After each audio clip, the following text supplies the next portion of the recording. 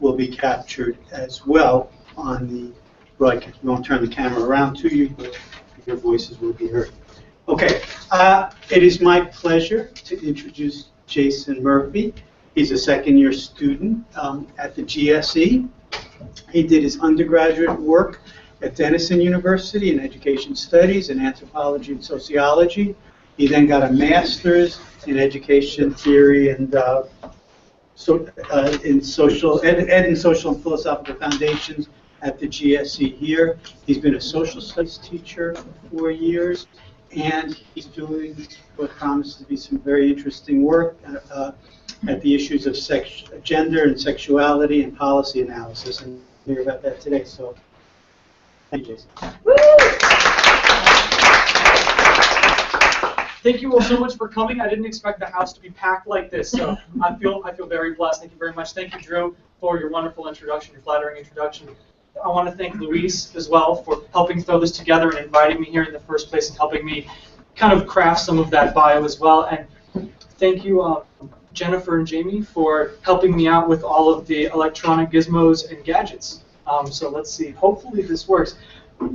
I have co-authored a paper with my advisor, Catherine Lugg, in the Ed Policy program called Thinking Whimsically, Queering the Study of Educational Policymaking and Politics. The idea being, I want to present a case today for why using queer theory and queer legal theory might be beneficial in your own critical policy analyses. Hopefully this works. Oh, awesome. Okay, so to do that, what I figure we'll do is I'll talk briefly about queer theory, what it is, its origins, and queer legal theory, how it's slightly different but intimately tied to queer theory as frameworks for analysis, and then talk about a bit of what queer analyses using these frameworks have found through the late 19th century on today and their intersection with school policy, and then I'll talk about erasure and stigma and no promo homo policies, which is a phrase that I'll get into in a moment.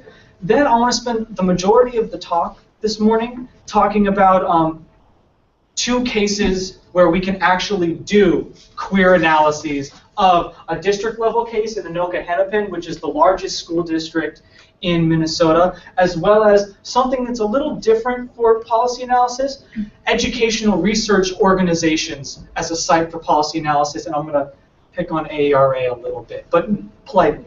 And then I want to end up talking about the ramifications and the potential benefits of having a queerer policy analysis.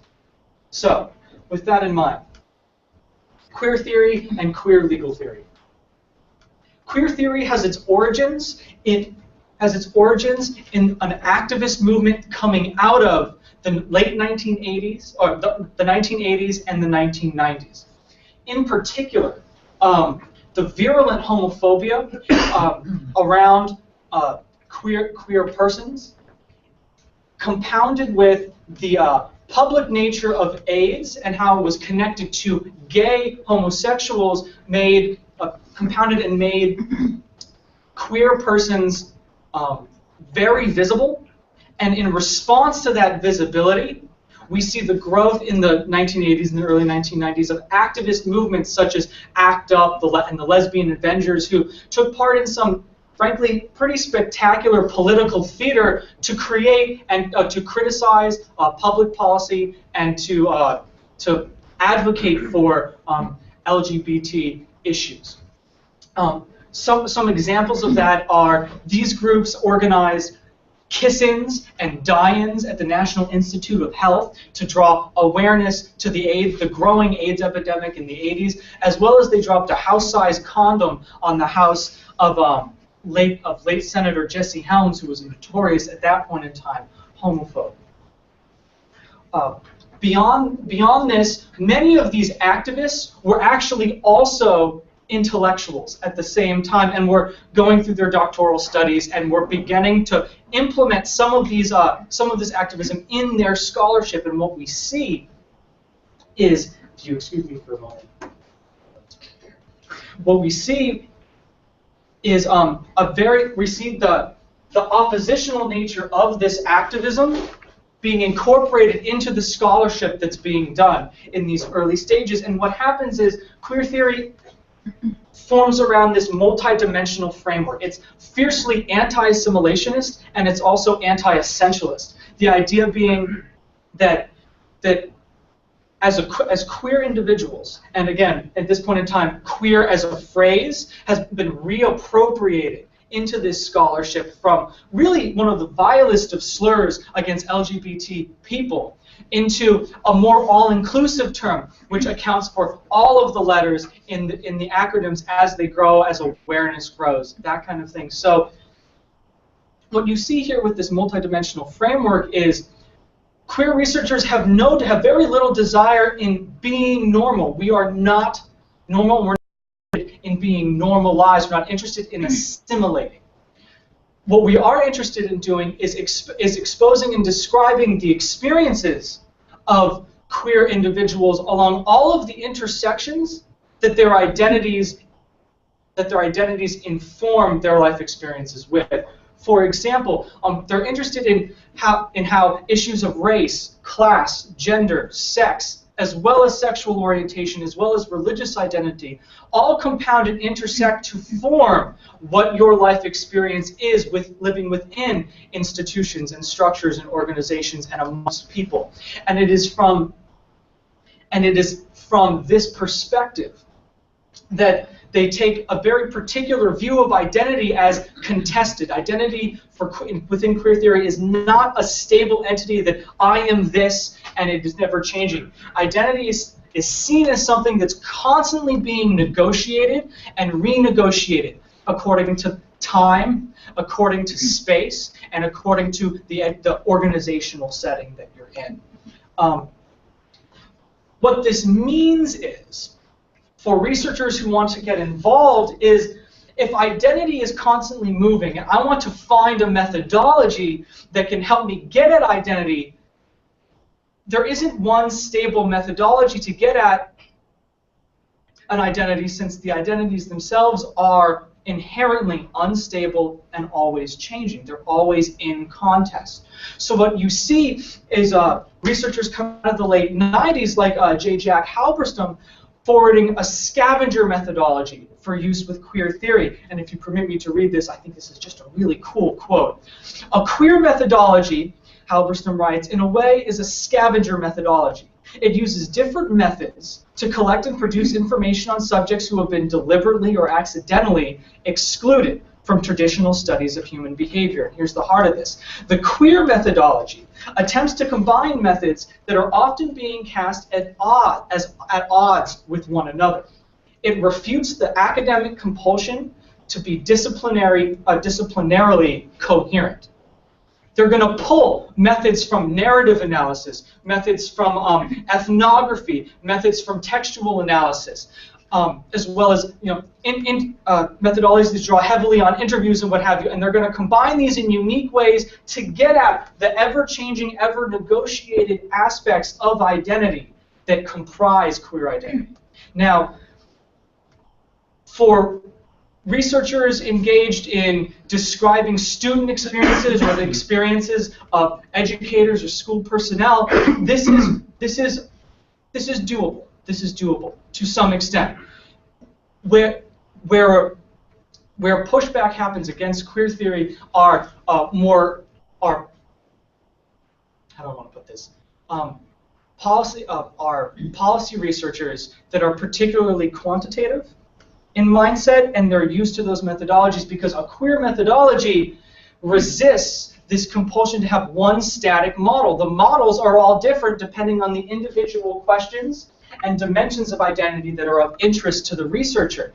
So, what you find is you have this other alternative, this more structural alternative than the very post-structural queer theoretical framework, in a queer legal framework where it takes almost all of this and adds to it the more structural component of legal analysis. In particular, this concept of legal precedent, which makes things a little more consistent and easier to create, or more straightforward in terms of creating a methodology. There's less scavenging involved with regard to the law, and And what legal precedent is, for those who aren't in the know, is the idea that past court rulings create expectations for how future courts should rule and how future legislative bodies should behave, to the extent where when courts do not conform to those expectations and legislative bodies do not conform to their own expectations,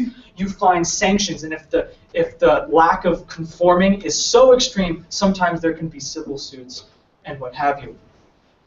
Further, queer legal theory as this additional structural component to these frameworks are particularly attuned to how law influences identities and takes part in actually constructing, negotiating, and renegotiating queer identities in particularly governmental spaces such as the military and schools. And schools is what I'm going to be talking about right now.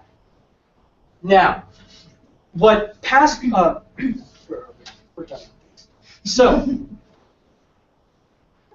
queer researchers using these frameworks have looked at primarily the ways that through law, queer identities have been erased and stigmatized. These are two of the outcomes that they're interested in. One way that queer theorists have described since, frankly, the early 1900s is through criminal law. Most notably with sodomy statutes, or consensual same-gender adult sodomy statutes, wherein that is criminalized. Therefore, queer identity, queer individuals are, by legal definition, criminals. Therefore, the identities go under the radar, become erased, and are explicitly stigmatized through laws like this. In addition to this, you see in the medical communities, descriptions of queer identities and queer individuals as medically sick or as pathological. The idea being it's being described as by the American Psychiatric Association before 1973 as a medical illness. And forward from this, it's not just a medical illness, it's described in some of the literature as contagious, that it can be caught from one person to another. Beyond this, there are also legal arguments and justifications made around queer identities that queer persons are religiously heretical, that they are antithetical to, that they are damaging, and that the mere presence of them in a school building with other students is damaging to the religious identities of those other students, just the mere presence of being there. Now, that being said, I kind of went very fast through a lot of literature. I want to take a moment to talk about where we stand right now with some of this literature. For example, the sodomy laws in 2003 in the Lawrence v. Texas case were considered unconstitutional.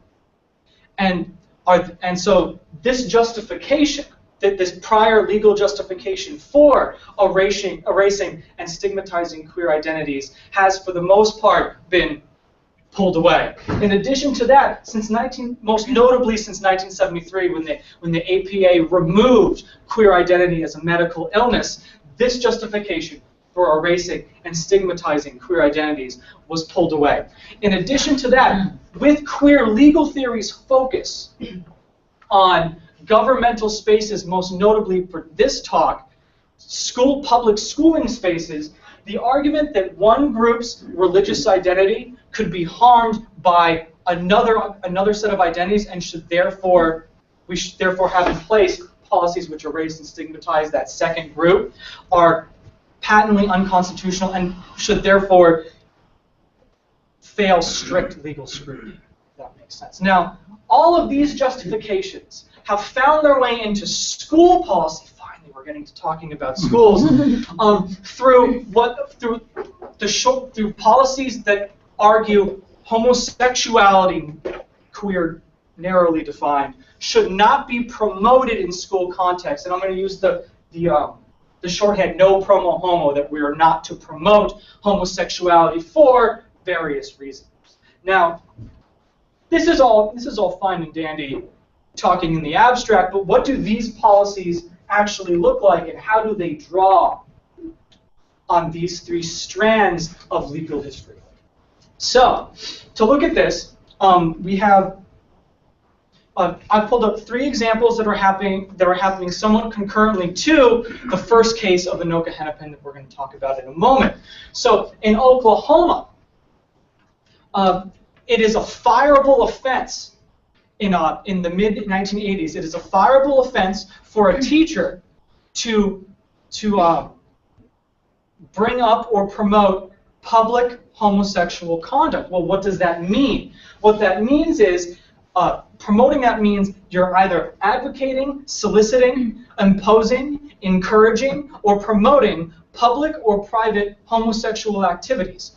Why? The justification for instituting a policy in your district on this, right, this no promo homo policy, was because not doing so would lead to queer persons being out and queer identities being present in the school, and that would, quote, adversely affect students, end quote, and would also, quote, encourage or dispose school children towards similar conduct or activity. Again, drawing on this idea of queer identities as contagious and inherently harmful, right, coming from these legal traditions.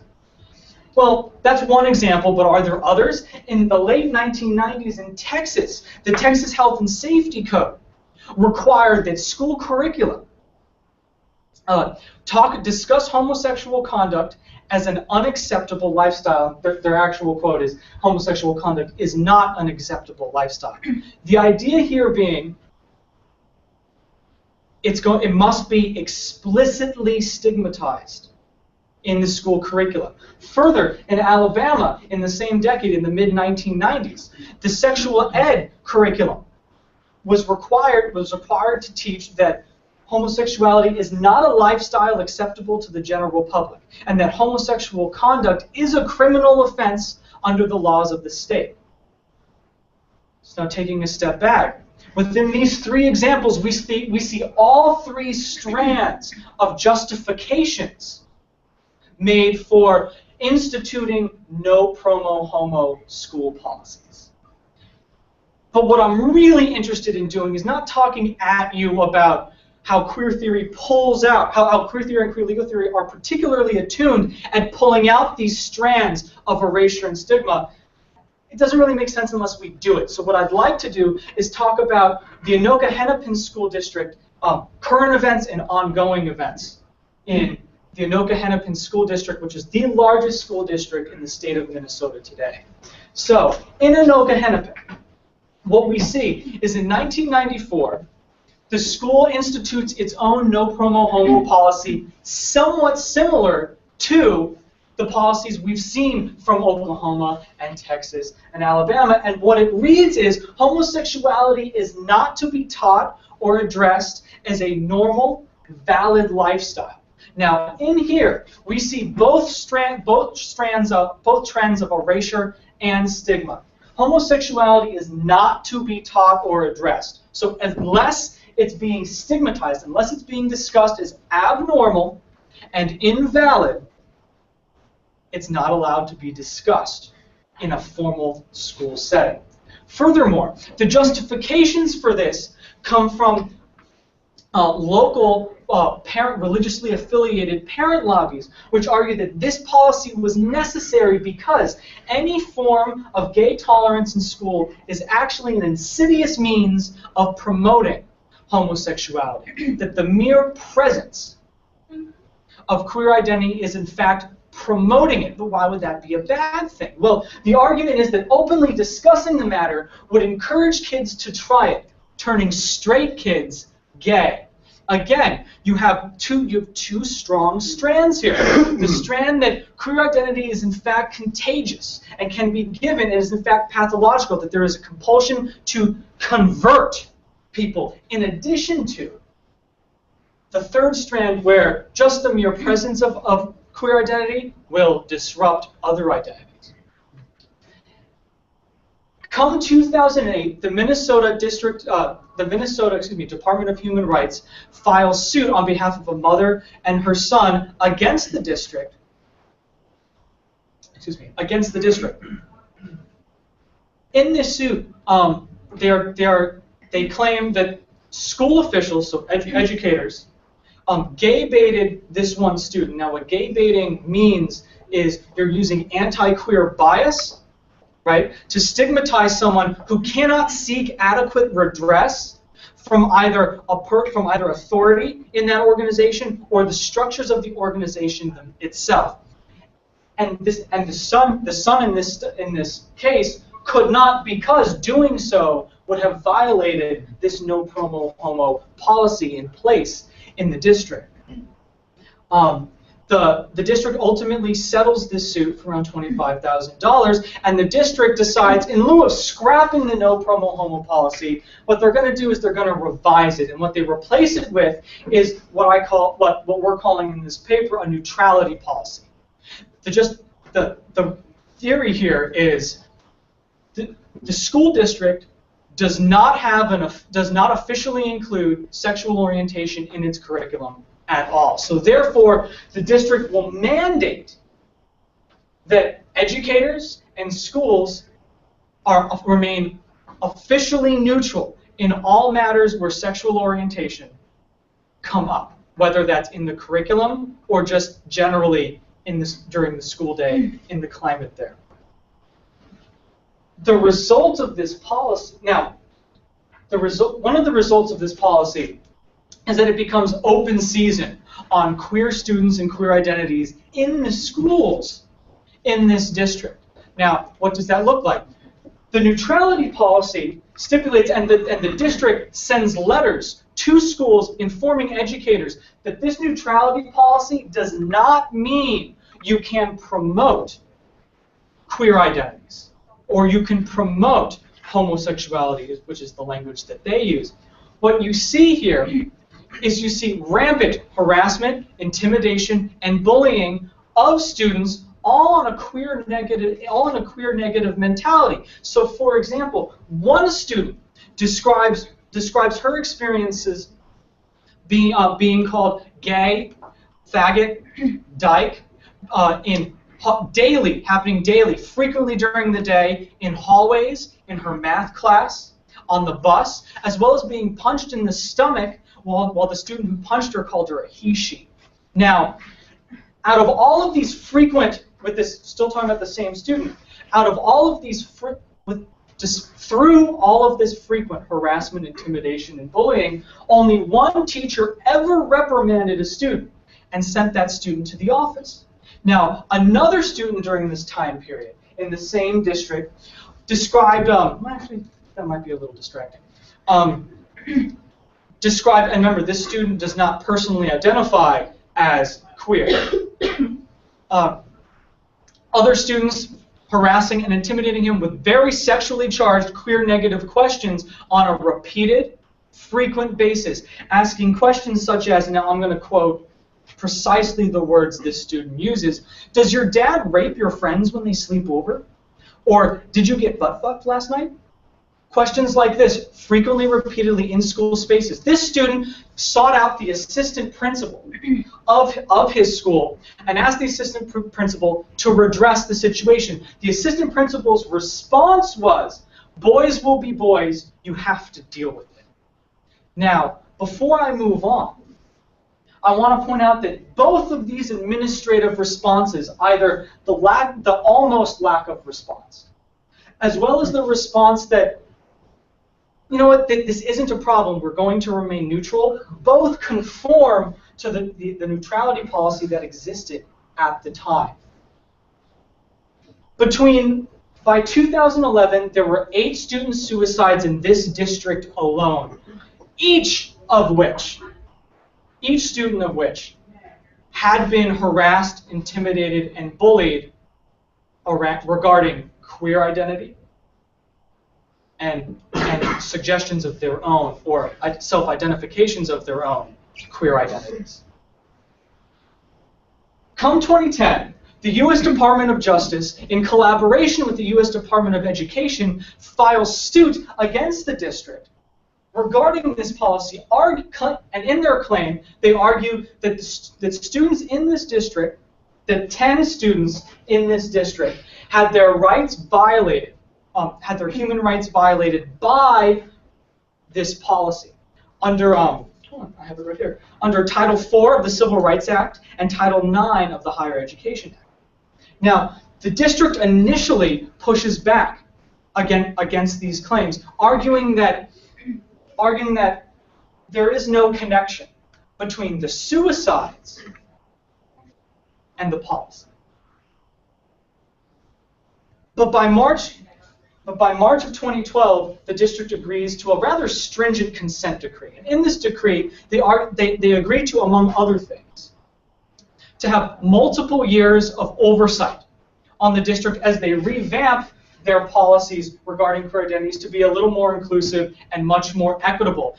And another part, and this is the more important part for the sake of this talk, or the more relevant part for the sake of this talk,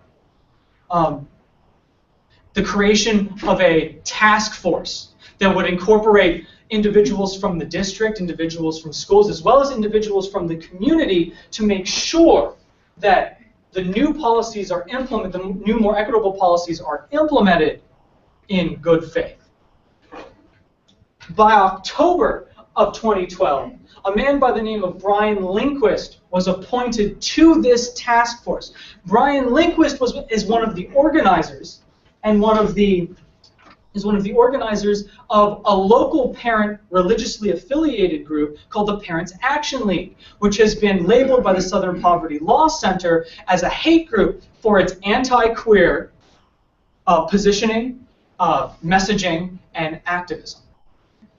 The defense of Lindquist's appointment by Dennis Carlson, the superintendent, was that we want to make sure that everyone's perspectives are heard. So the consequence of this is that support for no promo homo policy has now been reinserted in an official capacity into the safety task force and the equity politics around what their policies are going to be. And as of this past fall, Lindquist is still on the task force. So that's one example. Using queer theory and queer legal theory to make sense of the politics and policy making regarding queer identities and how they're constructed in school spaces. Let's talk about a second one. And this is another important point that we want to stretch the idea that this is just about school districts and schools and state level policy. Educational research associations like the American Educational Research Association, AERA, are also sites of important policy thought, policy thinking, and we would argue policy stances and advocacy. And Anoka Henneman. I don't know where I am, so. With AERA. In 2006, NCATE, the National Council for the I'm all nervous now. I don't know what these things mean. The National Council for the Accreditation of Teacher Education suggests that it's going to revise some of its accreditation standards, and in particular, remove the social justice requirement from the standards. Now, for those of you who aren't familiar with NCATE, NCATE, it was at the time the premier, and depending on who you talk to, the only major accrediting agency for teacher ed programs in the United States. NCATE is now the CAEP, if that rings any bells for you, the Council for Accreditation of Education Preparation. Now, in response to this suggestion that, well, why don't we remove the social justice standards from the accreditation requirements for teacher ed programs, members in AERA, primarily organized by Teresa Quinn and Erica Meaners, compose a letter. They compose a letter, and by the time the letter is completed, they have just shy of 300 signatories, many of whom are from the Queer Studies SIG. Now, within AERA, because I'm not sure if everyone here is from the Grad School of Education. Within the ARA, they have smaller special interest groups regarding individual identities or research interests and what have you. One of which is the Queer Studies SIG. Many of these 300 signatories on the letter were from the Queer Studies SIG.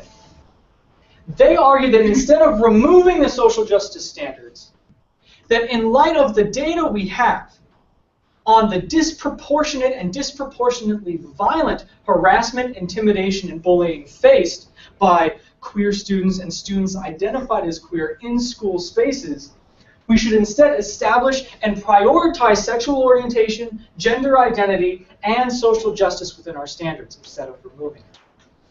Because most of the members signing on to this letter were directly AERA affiliated. And as well, in addition to that, were within the Queer Studies SIG, they wanted to put on the letter that this is coming from the Queer Studies SIG in AERA. The response from then President Ava Baker was, since AERA has no official position on queer issues, the AERA has to be removed from the letter. It cannot be part of this. It cannot be mentioned. So, actually, let's back up. So, the members in September of 2006 send this letter without mention of AERA, without mention of the Queer Studies SIG, to NCATE. To the leadership at NCATE, to which they get minimal response. Now, this letter is also sent to Educational Researcher, which is the only AERA publication that every single AERA member gets on a consistent basis. The intention being to have this included in the next edition of ER. It was rejected. However, when ER does come out in January, it acknowledges this debate and speaks to this debate in two places. The first is that it provides more thorough explanation of what the internal policies and procedures in AERA are for establishing an official position. And in the second place this debate comes up is in then President Baker's column in ER called From the Desk of the President, wherein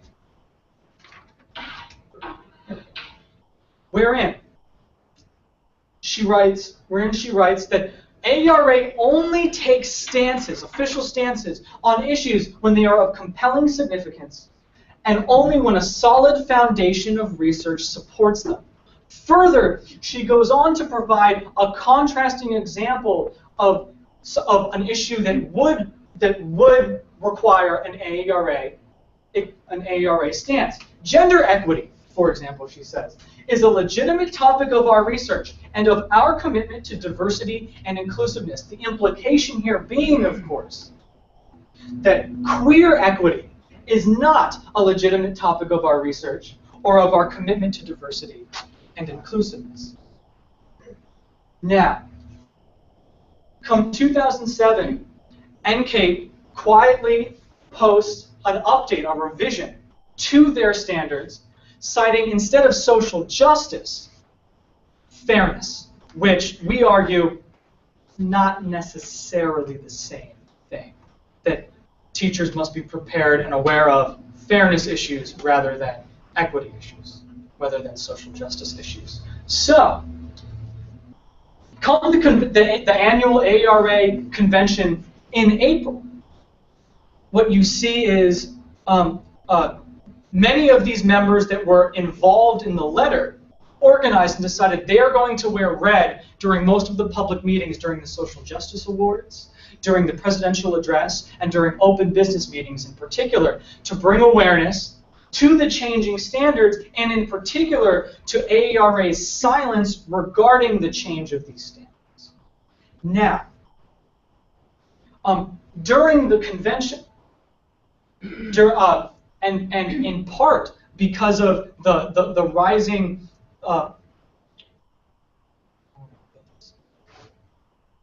organization of AERA members, the AERA Executive Council, as well as a member of NCATE, as well as members from this group, right? In particular, Teresa,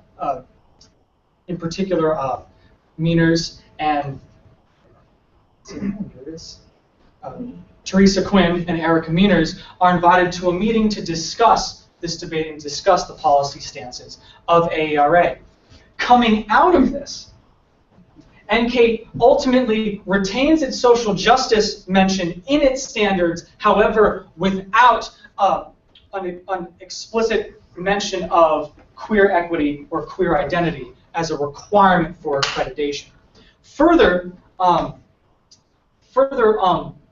William Tierney, who a council member in AERA, was approached by the executive director of AERA and offered and was informed that there are plans in the works for an LGBT issues in education handbook. That a position is going to be taken, or that it's going to become, these issues are going to become explicit from AERA. Now, writing 3 years after that initial meeting during the convention, Bill Tierney writes that 3 years later, we have still not had that conference on these issues and pulling the handbook together, or any report.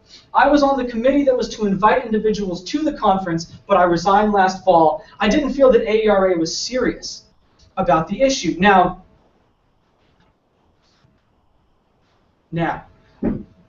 in contrast to this, now this is 3 years later today, it's now 6 years later, there is still no handbook. In contrast to this, in 2010, AERA organized a boycott of Arizona regarding the immigration legislation taking place in Arizona, and that stance and that policy stance and that message was produced in 1 hour. In addition to that, in 2012, this past AERA convention, the convention site was moved from Atlanta in Georgia to San Francisco in California. And the AERA committee justified this by saying, justified this with reference to outcry over legislation on undocumented immigrants there, and how that may or may not criminalize or decriminalize the status of AERA members. In addition to that, just recently, the AERA filed an amicus brief regarding affirmative action. So it is taking part on other equity issues, but not necessarily queer issues. Furthermore, Bill Tierney writes, how is it possible that AERA, referencing Arizona, can pass a resolution about discrimination for one group in 1 hour and have nothing to say about the other group for 3 years and now 6 years? So I kind of just threw everybody's heads into this and just ran through some examples of using queer theory and queer legal theory to make sense of politics and policy making. Let's think a little more broadly about what the repercussions for permitting erasure and stigma to take place in governmental spaces like schools. First things first, on the school district level. Anoka Hennepin runs the risk of becoming increasingly out of step with both its culture as a state. Minnesota, the state within which it resides, has an admirable reputation for human rights, and recently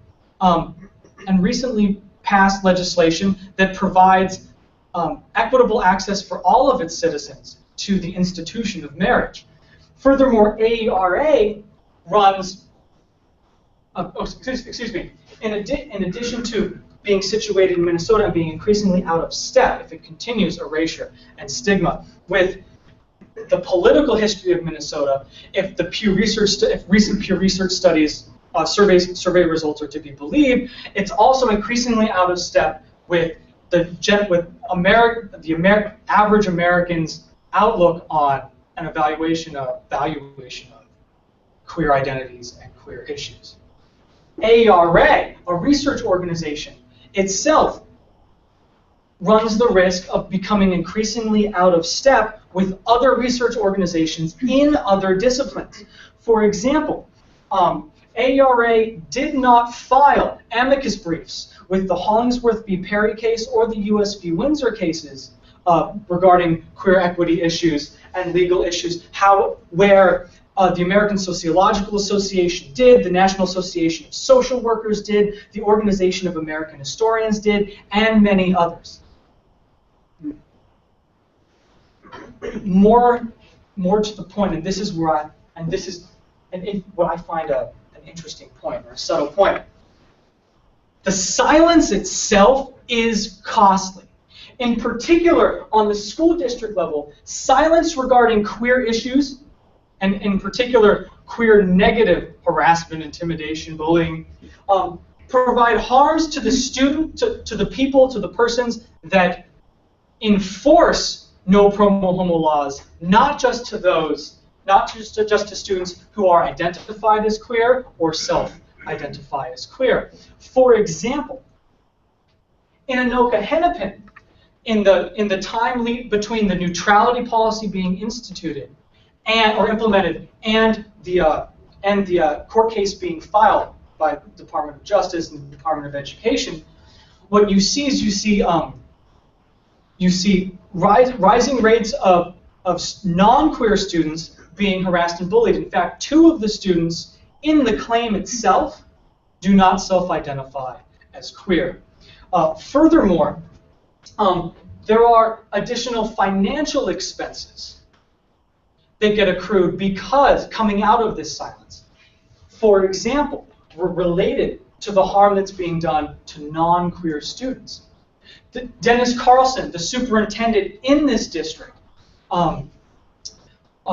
ultimately hired more counseling staff at cost to be able to more adequately serve a student population that was increasingly having emotional breakdowns in hallways, that was increasingly being hospitalized for cutting where you hurt yourself on purpose, as well as to begin curbing what became a popular game during this time period amongst some of the students called the choking game, where one student chokes another student until right before that other student passes out and then lets go.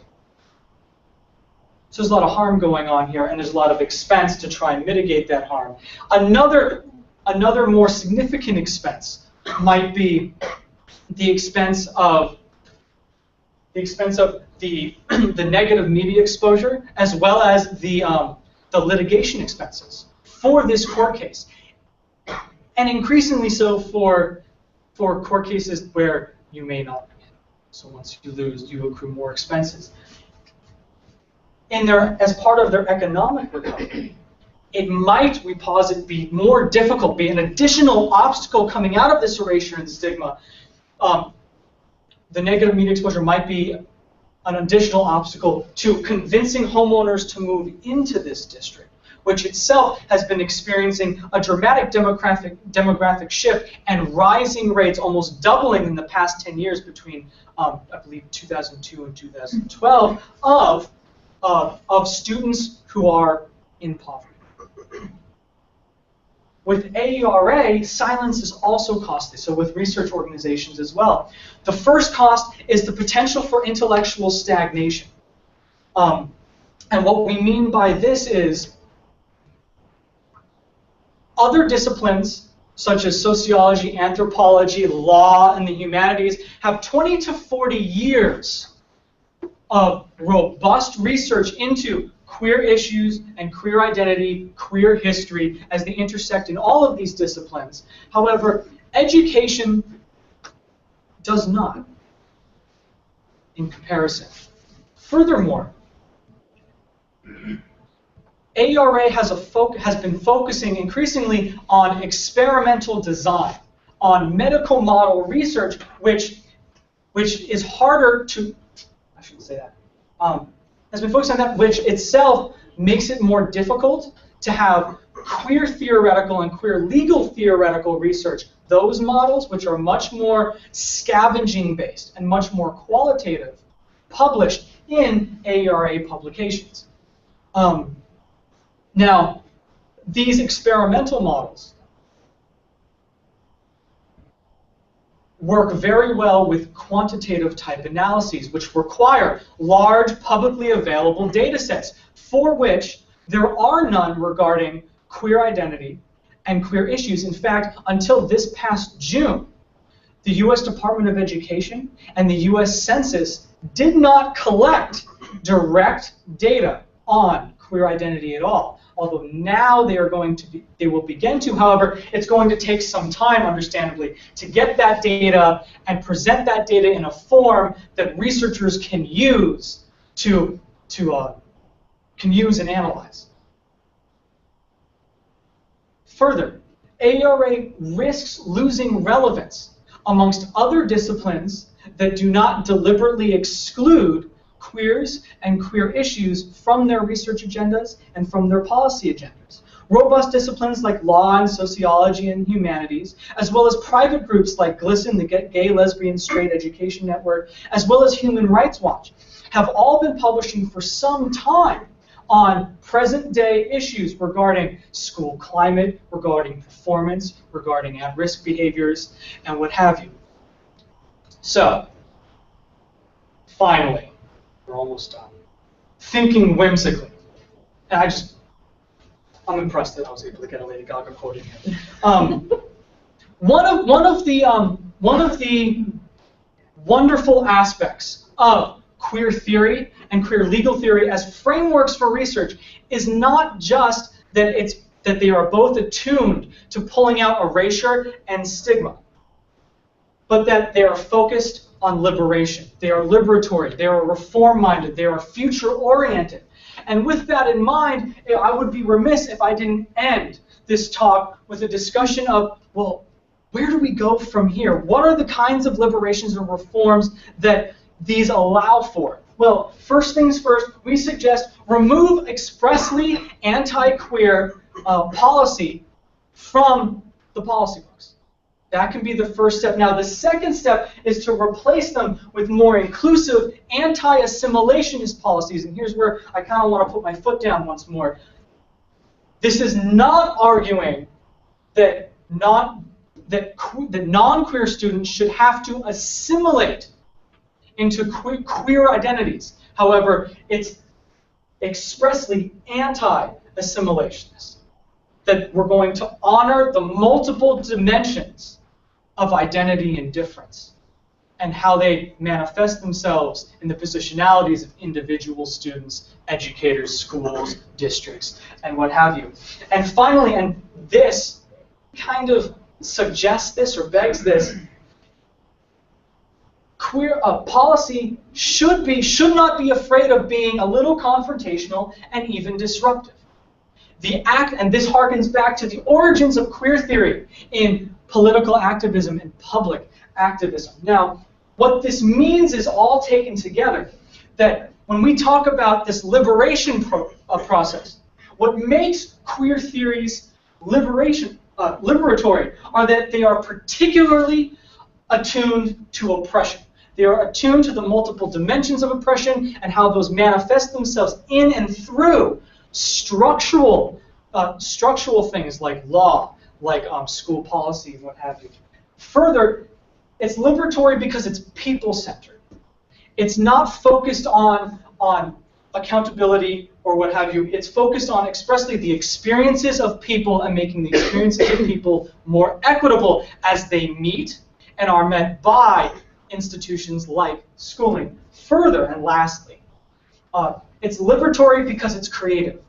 To do this,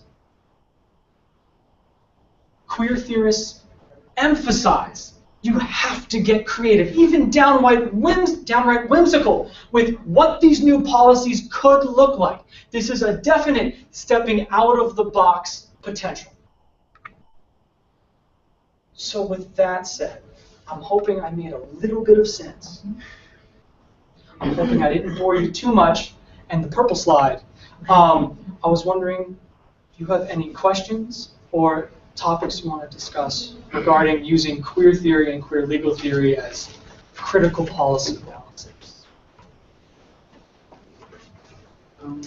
So I guess one thing that's kind of leaping out at me, so you mentioned that queer theory has an anti-assimilation bent, and I guess, so I'm thinking, you pointed out, so how even just choice of methods in terms of quantitative analysis can be constraining on that. So I guess I'm wondering though, do you feel that there's a similar issue with focusing on the legal end? That's an interesting question. The way we've approached this relationship between queer theory and queer legal theory is using the two.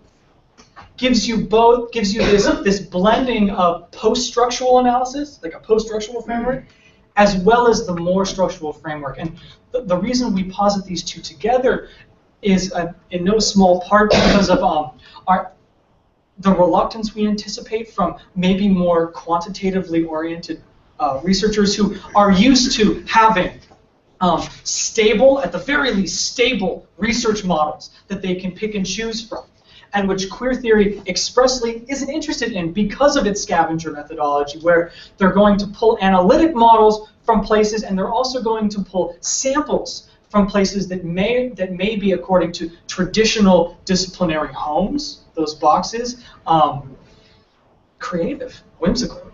Does that answer your question? It's the combination of the two that it's a balance between the more structural legal analysis and the more post-structural identity-focused, experience-focused, oppression-attuned queer theory.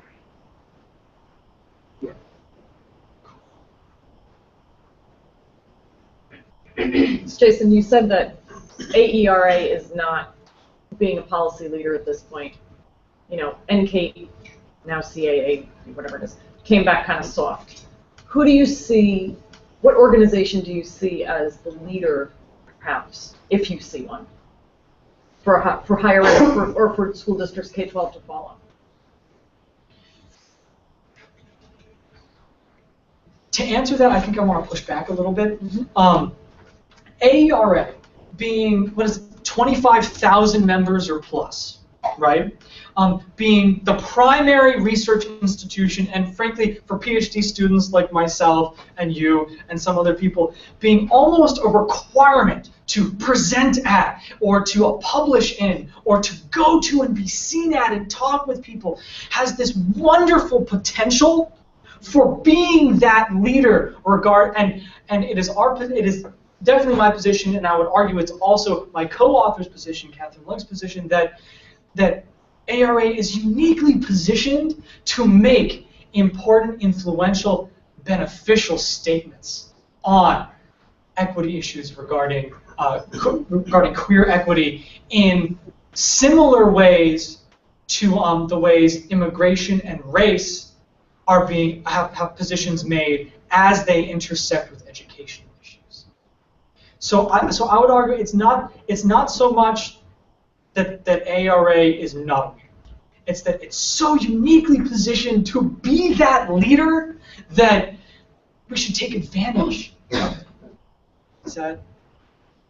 And I'm saying in lieu of them taking the role that they are so wonderfully set up to do, is there another trade organization or do you have to defer to queer legal theory? Do you have to defer out of that arena to say who's taking the lead, who can, or are we really just all standing around waiting for AERA to step up to take the lead that they so desperately need to do, that they're positioned to do?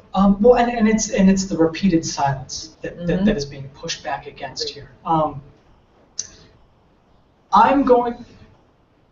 I am personally not so familiar with organizations outside of ARA, just because I'm a second-year PhD student. So what I would do is I would encourage you to forward the question to Catherine Lugg, who has much more experience to speak from regarding alternative organizations. But I wouldn't feel comfortable stepping up on that.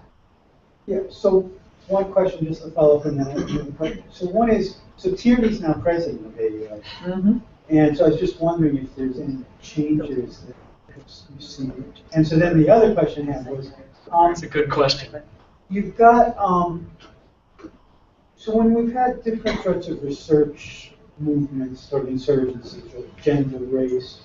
You know, a lot of that work focused on studying how people could be supported, you know, within the society.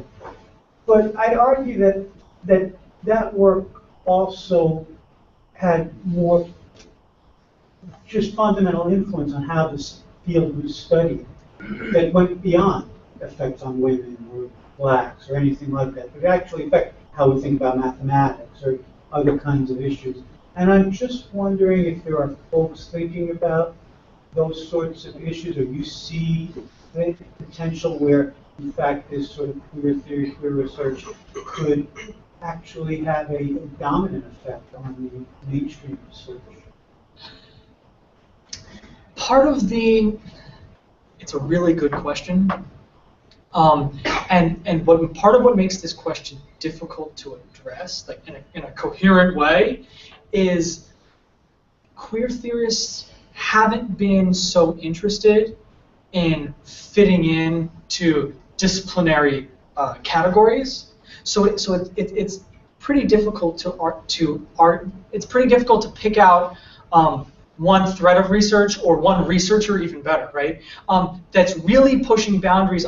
What I can do is I can highlight a few researchers that have very strong research on these multidimensional aspects and what have you. But I'm not sure that would directly address your question. The issue is in part because with queer theory coming out of humanities and coming out of like not social sciences, the methodologies are they vary greatly, and so to compare those is difficult for me to do. But I can throw out a few names if that would help, but it might be better for afterwards. I'm curious. You used some examples from some varying places around the country, but you're also a teacher. Yes. Is that correct? What has your on-the-ground experience been like in New Jersey as far as policy and your experience in the schools and in your life as a teacher? That's a really good question, although my something that's going to make your question more complicated is I did not teach in a public school. Okay. I taught in a private, religiously affiliated high school. So, for example, you go back to 1996, there was a court case of Boy Scouts v. Dale. And in part, the ruling states that that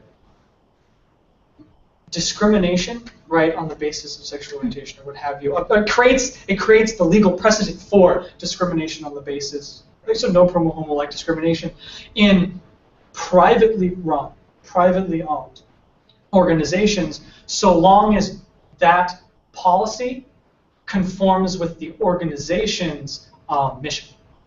But that doesn't pertain to public spaces, governmental spaces like public schools. My experiences, I was very lucky. I was blessed to have a principal and an administration that would let me step out of the box frequently and sanction queer negative behavior as a school teacher. So when I was able to confront it, and I didn't receive a lot of administrative backlash for it, and it definitely, like some of the no promo homo examples we talked about, it definitely was not grounds, at least in implementation, for me to be fired. It was my job. But I can't speak from personal experience to what it's like to teach in public schools. Do you have any data on where New Jersey stands or where schools stand in this respect? GLSEN, privately, so an independent research organization, GLSEN has done every 2 years or 3 years comes out with a national survey on school climate regarding I'm going to say queer youth, but they're in some ways queer and in some ways lesbian, gay, bisexual, LGBTQ. They have state-by-state report cards that you can get directly through their website, one of which they have for, of course, New Jersey. New Jersey's recent anti-bullying legislation, right? It's so new, there isn't a great deal of research on it yet, and that's actually my personal project going forward. So there isn't really a report card like like state of the state Right. regarding individually queer youth that has data over a long period of time, that kind of thing. Okay, well, thank you, Jason. Thank Thank you for sitting through. I appreciate it. Excellent. Okay. So, next one. Okay. No. See you, Barnett. Okay. Anyway, we'll see you next week. English. Thank you so much.